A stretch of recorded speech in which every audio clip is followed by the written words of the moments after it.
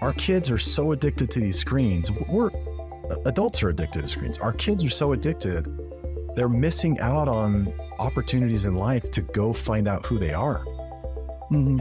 Exploring their likes, their dislikes, their hobbies. They may play one sport, but do they want to go play another one? Mm-hmm. And they're on these phones to the point where they're camping on couches and in dark basements with Skittles and Mountain Dew, and they're losing track of time. And before you know it, it's been hours and they've done nothing of value. This episode of the podcast is brought to you by Kayla Potter and Life Unlimited Coaching. One of the best things that you can do for your personal well-being and your business, believe it or not, is getting your health and fitness on the right track. Kayla helps you do that by ditching the yo-yo dieting, getting the results you want, eating the foods you love, and living life on your own terms. In fact, she's even given our listeners today a free meal prep hack guide. You can check out that link in the description of this podcast.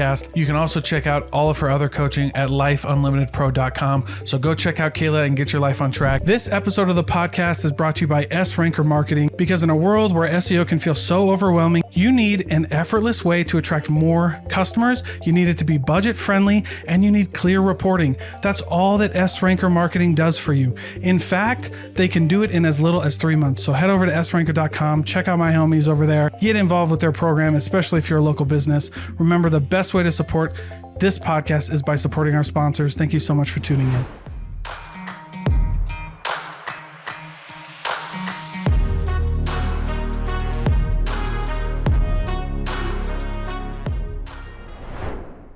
All right, Nate, we're rolling, boss. Thank you so much for being here for round two.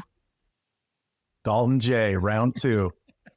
Crushed it last time and it didn't work. So here I know. And then but you know what? I got a cool piece of content out of it because I made a LinkedIn post that was like, because everybody posts kind of their wins. And so I wanted to post a loss. Well, I was like, we had an amazing interview. It was super awesome. And my mic was off the whole time.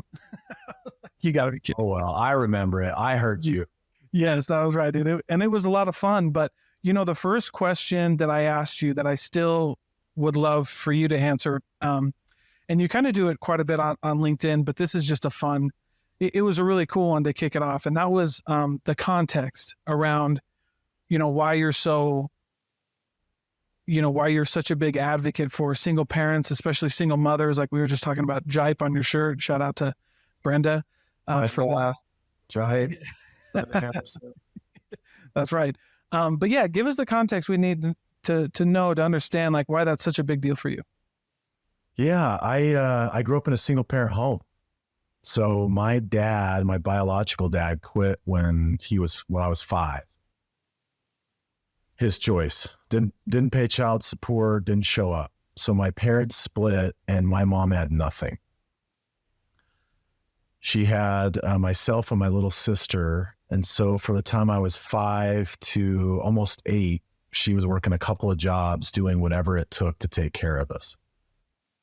And then she got remarried to the most amazing gent, my second dad, my real dad. And 2 years into their marriage, they were building a home together, and she got in a tragic car accident and passed away immediately. And so by the time I was 9, I'd lost both my biological parents. First, my dad from his choices, and my mom from this car accident that was out of her control. And I was left with my second dad who raised me. So I've never really been in a home with two parents. It's always been single parent for me. And so I have this very soft spot in my, did I just say spart? Soft. Very soft spot in my heart for single parents. I know what goes on in those homes and how hard it is, juggling schedules and sometimes multiple jobs. And so I do whatever I can to help that community, those moms and dads, because I know they need it. Yeah. And I love the fact that obviously if somebody's listening and they don't know, CEO of Gabb, been around the block a long time with, you know, leadership you have and marketing. And what I love about the way that you post and Gabb and kind of the culture that you've given us of Gabb is is that, right? Like, is the support those, underrepresented communities like the single parents and stuff like that. And I think it's just amazing. I want to ask you this from, a personal perspective, because I wanted to ask you this last time, but didn't get the chance. And that was how did growing up in that scenario, never really having two parents in the house, how has that shaped your current parenting style? Like, how is it? Have you had to learn anything new? Have you had to adjust or anything like that? Like, what's that been like? Well, I'll tell you, unintentionally, people would introduce me, not my family, but people would introduce me, teachers, neighbors, and they would say, "This is the little boy who lost both of his parents." That's how they'd introduce me. Whoa. And the reason they would do it is to try to build empathy for me. Like, hey, this is the one that we kind of need to watch out for and take care of.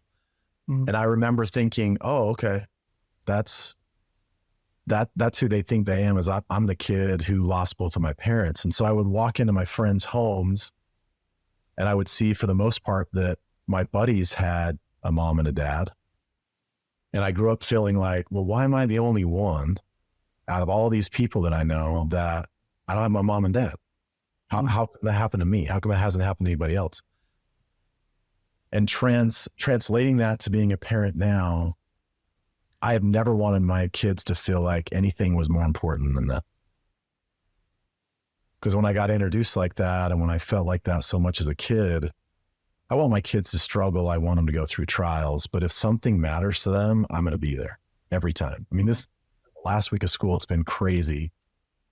And I've done everything I could to not miss a dance festival or an award ceremony or whatever they've had going, because I want them to say my dad was there. He cared.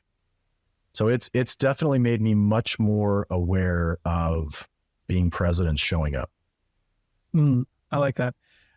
That was kind of my experience. I grew up I grew up with two parents, but just like when you kind of mesh those two worlds of like, I didn't really, like, I grew up Polynesian and my wife didn't, and there's a huge cultural difference there, you know what I mean? And so it's just always interesting, like learning, a different style, and just kind of like having to mesh those. But I do remember us talking about that and how that was one of your non-negotiables. It is my non-negotiable. I've told our board, I've told my team, if it matters to my kids, I won't miss it. Yeah. I'll go into the office at 10:30 in the morning and stay till 10 at night just to be there for something in the morning or a game they have. It's just, it goes by so fast. And I don't want to be the dad that looks back and says work was more important, or I missed out because I didn't prioritize it the right way. So yeah. I don't miss my kids' stuff, period. Right. And I love that, because it was also interesting to hear how that was. Tell us how that conversation goes with a board or with your team. Like now it's probably easier, but in the beginning, was it scary for you to have that conversation? Maybe as like a new CEO or as like a new leader, just being like, hey, I know you just gave me this awesome job and I'm grateful, but I don't do this. You know what I mean? Yeah, scary at times. And I've also learned that if you're timid or apologetic, you get crushed. So I just don't, there are certain things where I just don't ask. If you want me to be the CEO, or if you want me to lead, or you want me to be a part of something, here's what matters to me. And I'm sure there are things that matter to you as individuals and you as a board. Mm-hmm. I'll do whatever I need to meet and exceed those, I hope. But I'm not going to give up time with my kids because we call a last second board meeting. I mean, we had a board meeting, start of my son's junior high basketball season. Our board can call a board meeting in 24 hours if there's something that we need to approve. Well, they called a board meeting in 24 hours. My son's game was the next day at 2:30, and I just responded and said, I'm not missing my kid's first junior high game. I'm just not. Yeah. So they had to reset it and push it out 24 more hours. But if you establish it up front, and it's a non-negotiable, then I don't have to really argue or take a strong stand. It's just a matter of fact. I've shared, I'm missing my kid's stuff. I'm not missing my kid's stuff. Here we are. And I'm not missing my kid's stuff. So we're good. Yeah. Well, and you know what's cool about that? And maybe I'll get your thoughts on this, but it seems like whenever you do that, it gives a new perspective on the idea that things just work themselves out. Like, is 24 hours like a big deal? Like maybe in some cases, but you know what I mean? But for the most part, like there's nothing real fiery in 24 hours that we can't work around. Part of that too comes from with what I shared growing up. Mm-hmm. The things that mattered to me, my real dad wasn't there. And my mom, I felt like for a long time as a kid, my mom got taken from me. I have a better understanding of the grander scheme of things now, but I would go into football games and basketball games and baseball games and award ceremonies and whatever, prom. My parents weren't there. My second dad was there, but my biological parents weren't there for anything that mattered. And I always had that missing feeling of, I can't believe they're not here. Mm-hmm. So I don't want my kid anywhere at any point saying, I can't believe my dad's not here. I can't believe he didn't show up. I can't believe he prioritized something else over me. Yeah. Which is a beautiful stance to take. How does that translate into the culture that you're building at Gabb, or that you build in teams in general? I want to be a people first leader. That's a term and a feeling that I keep in my mind. Businesses always have to make certain decisions, but we have decided that we're always going to do whatever it takes to put our employees first. You look at the last year when so many tech companies and big tech companies were laying off thousands, we haven't had one layoff yet. Now that doesn't guarantee that we won't in the future, because I can't control the future.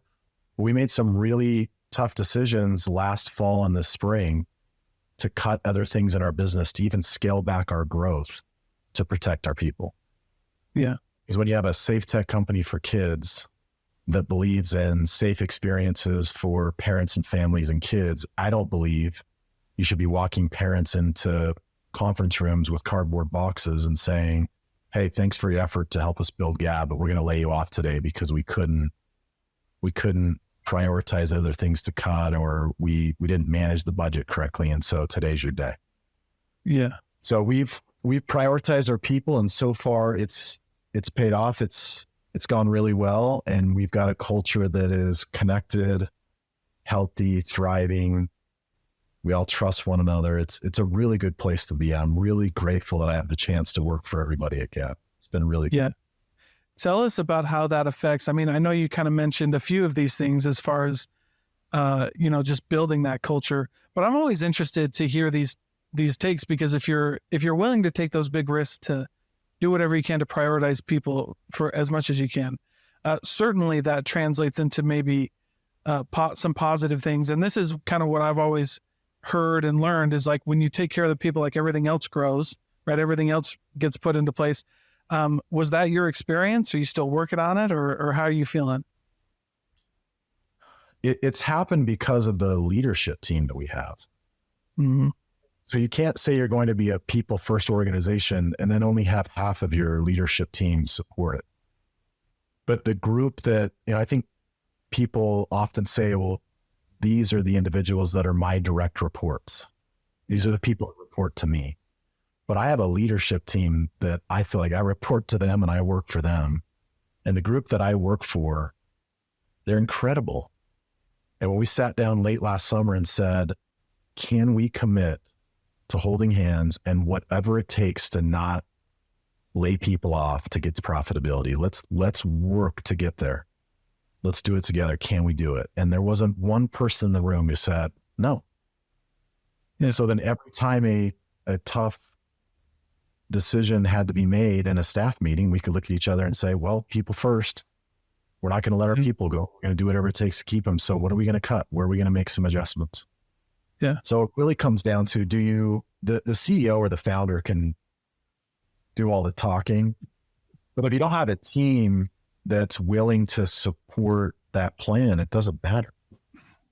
So the leadership team at Gabb is filled with some of the finest individuals I've ever associated with. They're as good as it gets.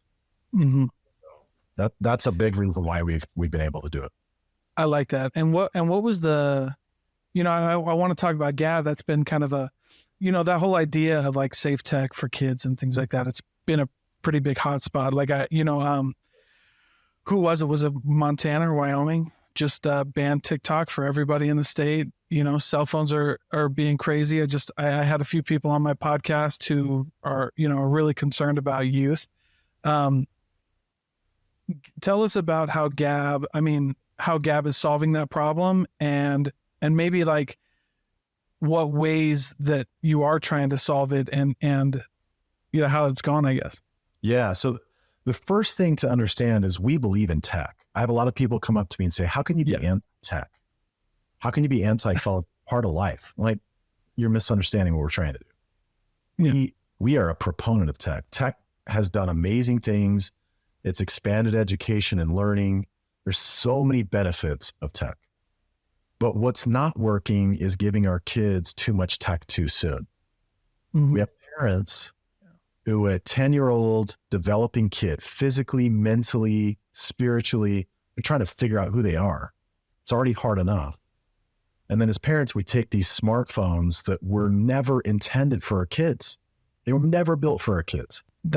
Oh, wow. Yeah. Holy. They're for adults, and adults can't even manage it. But then we as adults, we take the parental controls. We sit down one time at the kitchen table. We tell ourselves as parents, I'm going to lock this thing down. So we put the parental controls on, and then we hand them to our kid. And when do we ever take the time? 9 out of 10 parents do not take the time to go back to the phone 3 weeks later to see if those same parental controls are on. Well, our kids came out of the womb digital savvy. I mean, they're far out of us. And so they know the best kids. I have parents say, I'm so shocked. My kid has a 4.0 and they're on the dance team. I'm like, that doesn't matter. Right. He knows how to get around the parental controls. And when they do, they're getting into places that you're not aware of. And that's when they get in trouble. Yeah. So we make safe tech for kids with phones and watches, no internet, no social media. There's plenty of other things on the phone, spiritual apps, education apps, maps, some games. Yeah. We don't give this gateway for kids to get onto social media with parents who say, well, I'll just monitor my kid's social media. Your kid's not with you every day all day. Right. Parents are blown away when their kids are drowning at the deep end of the tech pool, and they're pulling them out and saying, my kid's drowning. What am I supposed to do now? Like, Mom, Dad, you gave him a device 14 months ago. You went to sleep and now you're waking up. Right, dude. Have to have a tech plan. You got to be engaged. So Gabb is a company for kids and teens. Yeah. And we believe in tech, but our kids, the Surgeon General just came out 2 days ago. Social media is worse than cigarettes for our kids. I saw that. I saw them put a phone thing in like a cigarette like carton. Oh, yeah. Oh, that's right. Yes. I was like, man, where did I see that? Yeah, I just saw that. And I was like, dang, dude. Yeah. I was like, dude, that was crazy. You'd never sit at a kitchen table right now and give your kids cigarettes. We all know what cigarettes do. Right. Even the secondhand smoke of cigarette, we're all concerned. Yeah. And when you think about it, it's public health and public safety is like, that's whether you're conservative or liberal or whatever, like government, that's part of the government's job is like public health. Like, okay. and when you have this problem with teens and kids, and I like how you put it, right? Like we want to like, I think you're just slowly introducing them because there is a maturity level that needs to come with an iPhone. Like, yes. I mean, like you said, steps. Yeah. We're all there for our kids' first steps. We all celebrate the first. Oh, took his first step. Now he took his second step. Yeah. Then with tech, we push them and we want them to run, and they're not ready. They got to take steps into tech. Yeah. How do you balance? Now, this is a conversation that would be fun to have, especially with you. But how do you balance this? Kind of the parent's role in this of saying like, look, at the end of the day, like you guys have got to. Like we've got to change our parenting styles. We've got to understand the risks. And then on the flip side of like the public health concern, which is like, look, I don't know if we have time to wait for parents to do the right thing. Like we need to do it, We don't. And here, this will probably be a little controversial. There are these big tech companies that have built these apps especially these social media experiences with chat rooms where our kids are getting groomed. I won't name the company, but it'll be obvious. Yeah. There's a company that is so obsessed with making sure that they are the blue bubble, that there are kids committing suicide, not just having a bad day, committing suicide because they get kicked out of a group chat with their friends because they're not a blue bubble. And their friends say, we don't want you in because when you come in, the bubble turns green and we can't share pictures and we can't share different things. We can't share memes. You mess it up. You're not in our friend group anymore. Go get a $600 to $1,100 iPhone and come back and be in our group or you're out. Yeah. These kids feeling so awesome.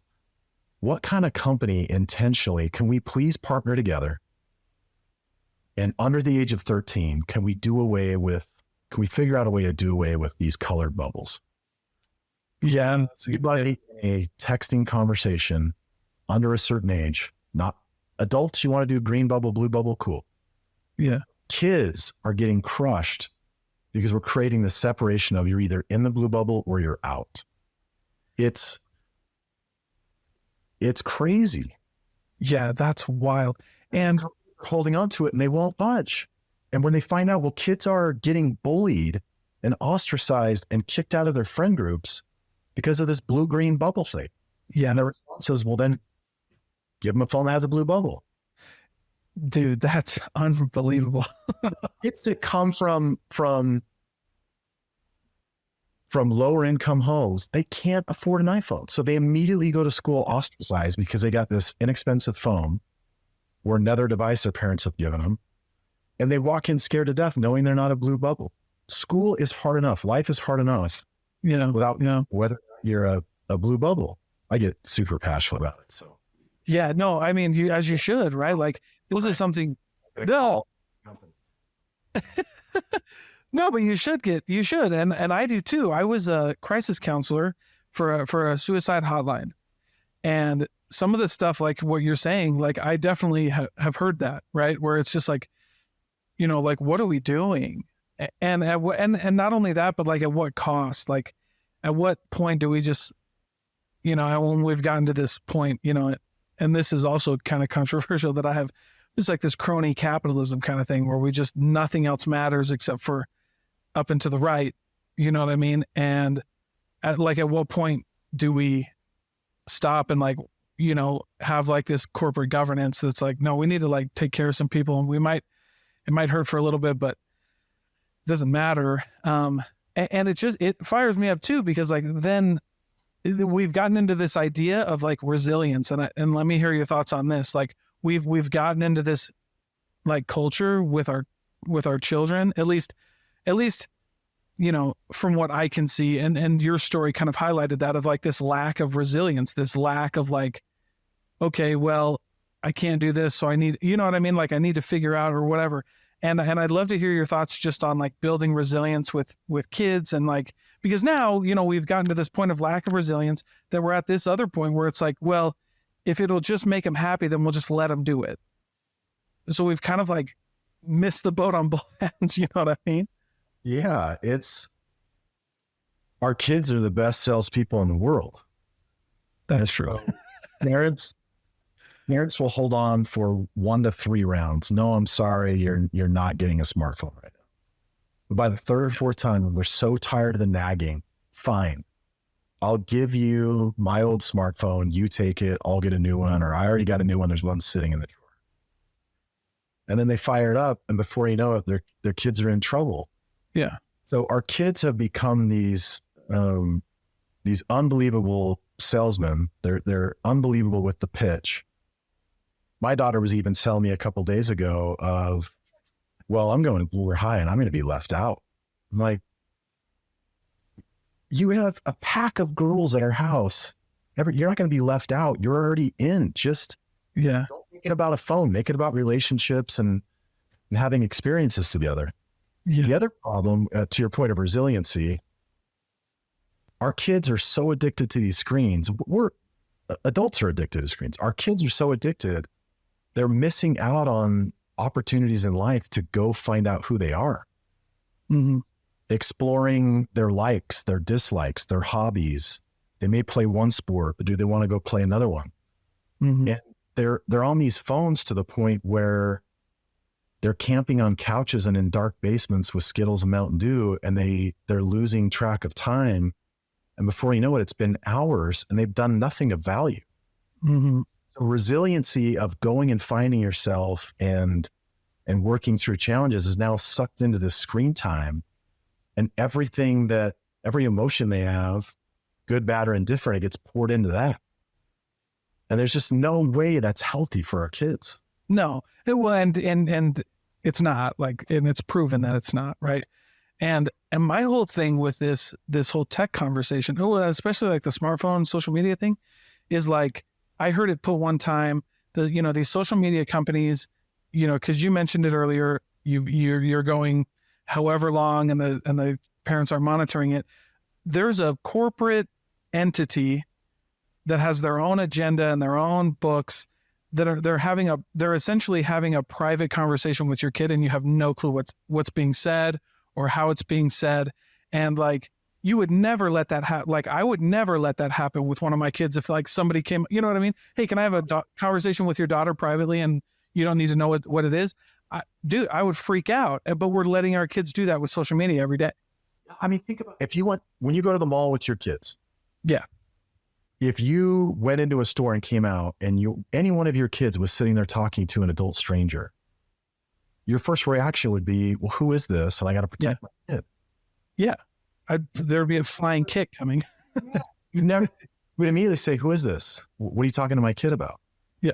But then we hand these phones and these kids end up in these chat rooms. I get too passionate about it. I gotta find a chill button. So when I'm on these things, I don't go too far down all, but I'm in this every day.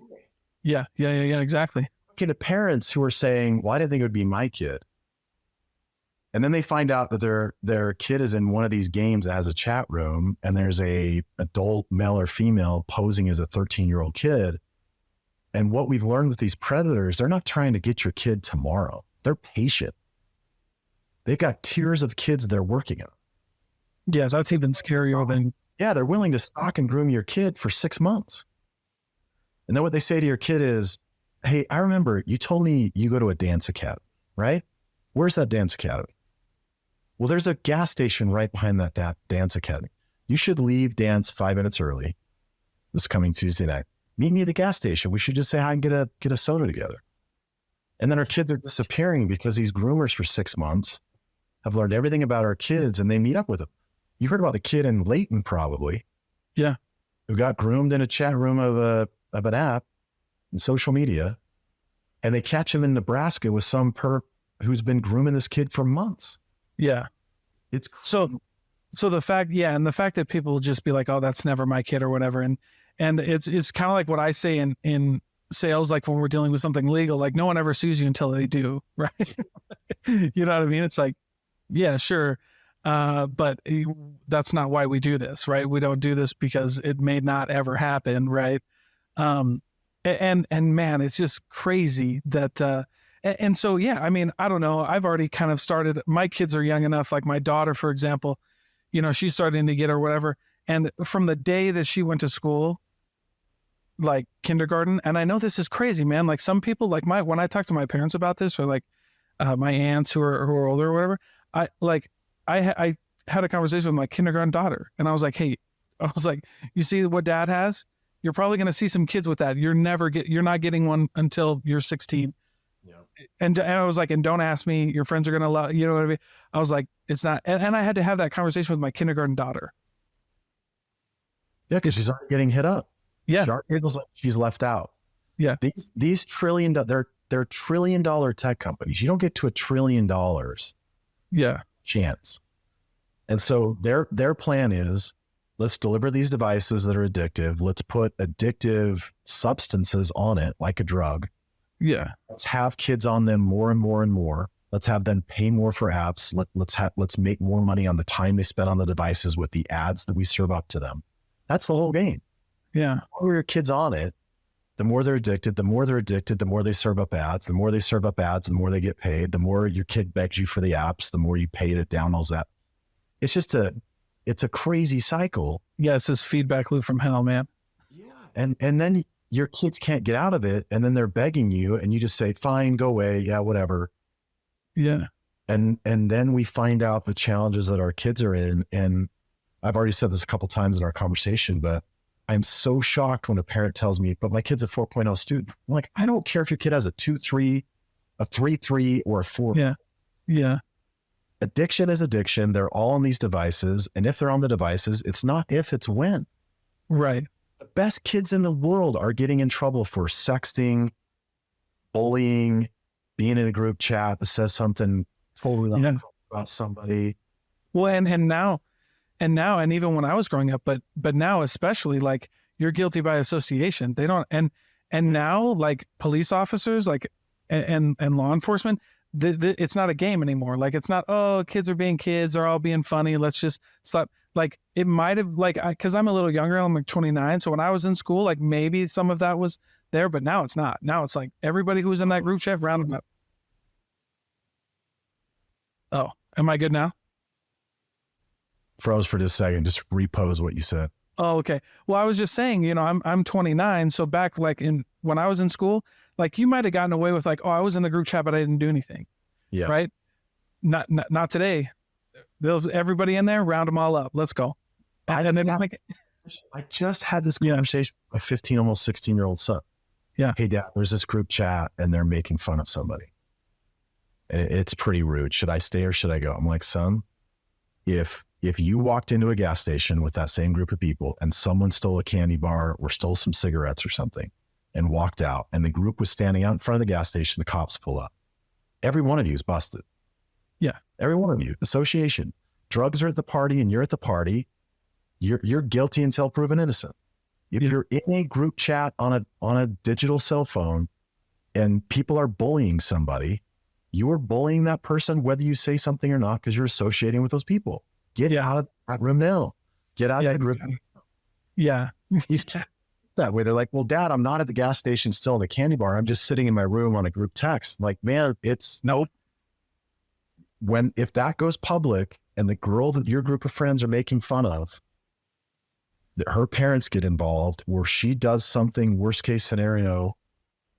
Yes, you cannot be a part of those things. Yeah. Not only for your character and your self-worth, but association today is, and you said it. Yeah. They don't mess around and they don't play. And it's normally innocent until proven guilty. But if there's kids involved, minors involved, all of that they don't get, for better or for worse. So, like, however you feel about law enforcement, it doesn't matter at that point. At all. Yeah. And you know what? But I love these conversations because it's starting to get, you're starting to open up more. Like, one of my good friends, Inger Erickson, with Safe Tech, and all of these really awesome people are just shedding light, and, and it's just, and then people are just like having those tough conversations. And you know what, as a leader, maybe this will be a good segue where we can talk about both and then maybe transition to the leadership. But you were talking about our kids being the best salesmen and how, like, it's really uncomfortable for people, like, and parents to tell their kids no now. And I don't know where that came from. Like, I grew up Polynesian. No was the word. Yeah. You just assumed it was no. We started at hell no. And then if I got my mom to maybe, it was a win. You know what I mean? No, you should probably still be at no. But That's right. That's right, dude. Heck yeah. But, like, I mean, like, as a leader coming to this, from a leadership perspective, but also from, like, a, advocate perspective, like, how do you teach that? How do you deal with that? Like, all of those emotions, that might be something parents struggle with. I don't know.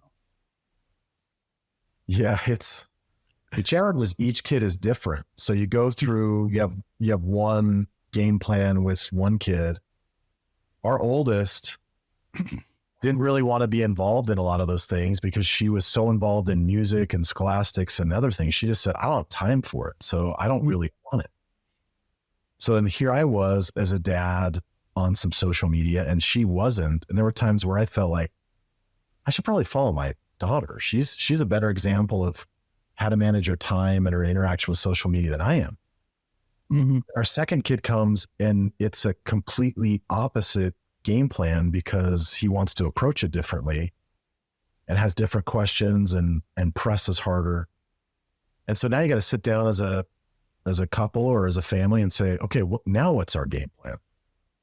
Then the challenge is with our tech is evolving too. So with our oldest, TikTok and a few of those things were just starting to come in. Now it's all there with more coming. And so you can't just say this is the way we do it because your kids are going to hit you up for more apps and more digital experiences. I'm constantly having to research what's out there and what's going on because the next thing's coming tomorrow and it's worse than what we're already dealing with. It's not getting better. So do you think there is such a thing as, I mean, yeah, under 13 is a no, but you know that, I don't know, is there such thing? Could somebody come out with a social media app that could potentially be moderated enough for children or for mind like that 13 to 18 or whatever?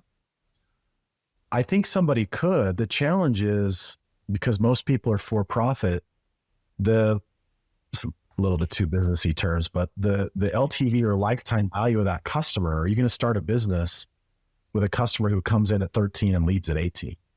It's a small window. That's a good and then point. so many of those kids already have phones and they already have social media. And so no one's really tackled it because it's much more profitable and lucrative to go build something that the masses want than a very small window of kids want. And even within that window, so many kids won't be on it because they're off on something else. Mm-hmm. So catering to a really small audience. Yeah. Which is what makes it a challenge. I know people have talked about doing it, a safer social media experience for kids, but it's hard to make money on it. I mean, you've almost got to take a nonprofit angle and go raise a bunch of money and say, we're going to do it just for the goodness of our kids. Because it's a really tough thing to make money on, I think. Yeah. So maybe, yeah, no one will do it pretty well, but also, I mean, yeah, I'm just exploring that. Like I'm not ever married to anything that I say on this podcast usually. But it's just funny because you just think about it. You like, because one of my approaches to life is like thinking about like the worst case or like thinking about these ideas and saying like, all right, so if no one ever does that, we'll still be okay though. So then my thought exercise goes to like, well, if that never comes up, my game plan doesn't really change anyway. You know what I mean? Like your game plan as a parent still has to change. Or I mean, still has to be that essentially. Right. How was it for you? I mean, we were talking a little bit about Consumer Summit and, shout out to Brandless, Sid and Tanya, right? Throwing a badass event. How was it for you? Because Gabb is mainly, you're focused on that demographic, right? And so how does Gabb navigate that? And especially at the Consumer Summit when we're talking about like, consumer brands and things like that. But how does Gabb navigate that world? Yeah. So quick connection story. Sid and I share nieces and nephews. Oh, very cool. My baby brother married her baby sister. Oh, very cool. So anytime Sid throws an event, I know it's going to be good. Consumer Summit starts last year and it already feels like they're 10 years in. They just killed it. It's a world-class production. Yeah. Anytime Sid and Tanya and their team do anything, we want to be a part of it.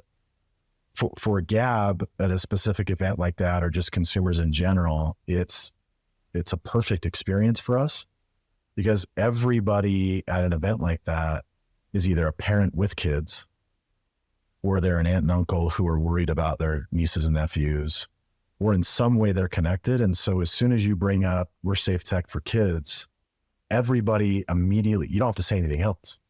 Yeah. They just start telling you a story of their nephew that got crushed by social media or their own son or daughter that was addicted to their phone. And as you listen, it's just confirming over and over and over again that our mission matters. And we actually got to amplify it and go help more kids because it's an epidemic. Mm-hmm. Yeah.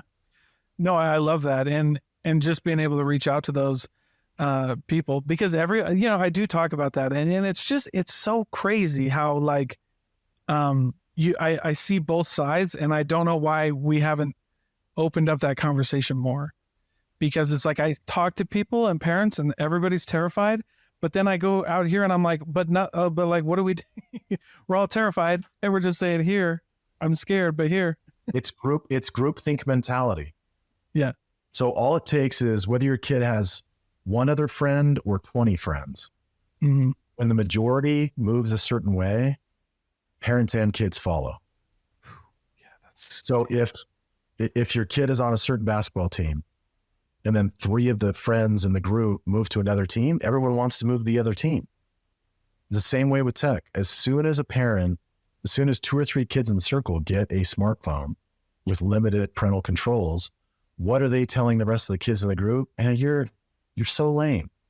Yeah, my parent will do. Well, go tell your mom, and my mom and dad did. So then the kids are like, Mom, I was just with so-and-so. You love my friends. You love these kids. They have smartphones. How come I don't have one? Well, then eventually the parents are like, well, I don't want to look stupid in my neighborhood. Oh, well, yeah. I don't want to look bad in my community. So, okay. Yeah, it almost seems like it's a group think. Yeah, you're totally right. But it almost seems like we shouldn't be, I mean, and I guess that's what Gabb does, but it almost seems like we shouldn't really be talking about the kids. We should be talking about the parents. That spot on. It's why we're educating parents. Yeah. Because if more parents don't come together in groups and say enough's enough, the group think's going to continue. And the group think for the last 15 years on this has been, we're not doing it right. Yeah. It's okay as parents to say, you know what? We didn't really know what the social media and iPhone thing was going to be. And so our first couple of kids, we made some mistakes. Yeah. I'm not just going to keep making that same mistake with my next 2 kids. Yeah. Own that I made a mistake. I didn't do a great job as a parent managing tech. I'm going to be better at it with the next couple of kids. Yeah. Or these patterns. Yeah. Or just stop it. Or just quit.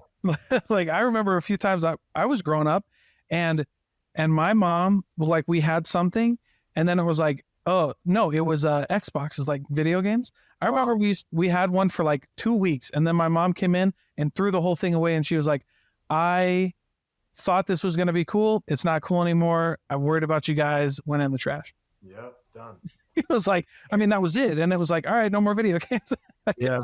And it was like no amount of whining. But it also just, I learned from my parents and from my community and culture that I guess it's a little different, and maybe it's changing, but I don't know. But I grew up, and it was cool to, be like, whatever. Like, parents, they would talk to each other and be like, oh yeah, I didn't let my kids do this. And it was always a contest. And we were just sitting here like, what the? Yeah. But well, the reason it's gotten my kids don't call their friends on the phone. Mm. There's nights where I'll say, what are you doing tonight? Weekend night. What are you doing tonight? I'm hanging out with my friends. What do you mean? You're sitting on the couch. It's 9:00 at night. Well, we're playing a game online. We're sitting on our phones and texting memes. I'm like, no. You are not hanging out with your friends on a Friday night with each of you being in your own homes, on your own couches, and share memes. That's not hanging out. Yeah. Like, call your friends, get together, get a pizza, and or go play somewhere, or go or skate or do something. But I've literally had my kids say, well, I'm hanging out with my friends. And my mind is like, you're sitting here. You're like, no way, man. But they're like, you're gonna think. They're like, just get your phone and we'll just chill on our phones in our homes, and then we don't have to even go do it. It's so weird. Yeah, it's banana. That is bananas. And to think like, yeah, that you can't do something or whatever. Yeah, I mean, but I also grew up in a small town, so we ran anyway. And I mean, I grew up kind of like at the beginning of social media, so it really wasn't that big anyway. Like, but we had it. Like by the time I was a senior, like we were in it. You know what I mean? And it's just crazy that. Did you say you're 29? Yeah, 29. I'm old enough to be your father, man. I mean, I don't know what to tell you. Hello. It's fun, Let's see. Well, no, don't let it be depressing. Let it be inspiring. I mean, it must be depressing to be your dad. I'm just saying, I'm almost 48 years old. What has my dad's 53.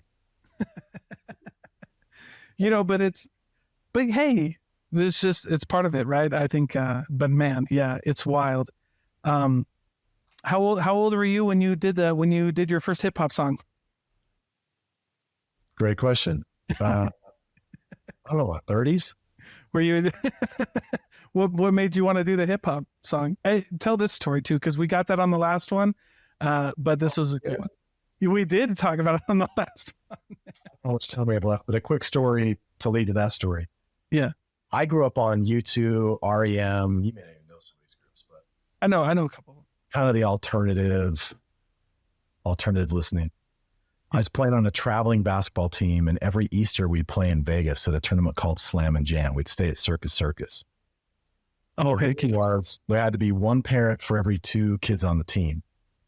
But by the time they signed all the rooms, this one year we were down there, it was me and a buddy, and there wasn't a parent for a room. And we had an adjoining room to another group that wasn't on our team. So on the other side of the adjoined door, I hear thump, thump, thump, thump, thump, thump, thump. Like, what is that sound? I'm 14. So I tap on the door. They open it up. It's these kids from Washington, D.C. I'm like, what's up? What's up, fellas? Like, hey, what's going on? So what do you guys listen to? They said, you don't know no LL Cool J. You don't know Tom Lowe. You don't know NW. I was like, nope, I have no idea what that is. They're like, well, let's kick it open. So we kick open the adjoining doors. They have a ghetto blaster bigger than me. Yeah. We put it in the door. And for 3 days of this tournament, whenever we weren't at games, we were back in the hotel room. And they introduced me to rap and R&B. And by the time I left that tournament, I went back to Utah, went into my drawer, cleaned out all of my YouTube, went to the music store, replaced it with everything I'd heard in Vegas. And I haven't listened to any, I listened to rap and R&B. That's it. Heck yeah. Who's your favorite? Do you have a favorite rapper right now? Tribe Called Quest is my favorite of all time. Okay. Juta with a Tribe Called Quest is my favorite voice of all time. Hey, that's old school. That's what I would call old school. That's old school to you. It's old school to me. But I love Tribe. I love Stevie Wonder. I love Babyface and Jodeci and Boyz II Men. Dang, dude, you're pulling out. I mean, the only reason I know that is because I love that community, the hip hop community, and I have a friend, like one of my best friends is the DJ for U92. And so the only reason I know that is because I listen to it, but you're pulling out stuff that somebody's going to have to look some of this above. Yeah. I grew up on all that. So when I got to my first corporate gig, Callaway Golf, I was asked to manage one of the brands, and I won't take us through all the details now, but the brand was in trouble and we had to turn it around. And so I wrote a rap and made a rap video, and I got in a superhero outfit and we sold a ton of golf balls. Dude, I have my own rap video.